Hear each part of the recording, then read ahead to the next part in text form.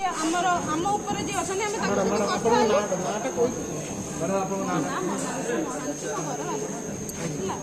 तो principal sir भी जो सीनियर हम अथॉरिटी तांको सहित कथा हले मु भी तांको सहित कथा हले सी को जो पर्टिकुलर हमरे गोटे कॉलेज रे प्रॉब्लम है हमर भी सर्वर प्रॉब्लम कोठी क्वेश्चन लीक हे जे आपन माने न्यूज़ देखि सारिबेनी तो सेटा एमाने बे सडन आपन को रिटर्न दे पारिबेनी जेतु सब विथ प्रोटोकॉल से माने जिबे ना पर्टिकुलर गोटे कॉलेज में से शेड्यूल बाहर करबे करि परिबेनी तो जति के पहला फास्ट जो बेस्ट देले समान को समस्त एक्सटेंड हो पुणी आउथर हो डेट एक्सटेंड हो से सही কথা मते कहि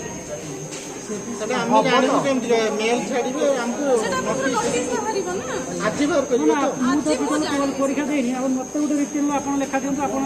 ना आया से जो घटो भाई भाई भाई सुनो मु काहे के देबे मते मन से घटो से पर कोइले अपन जब कोइले पूरा रिसीव मैडम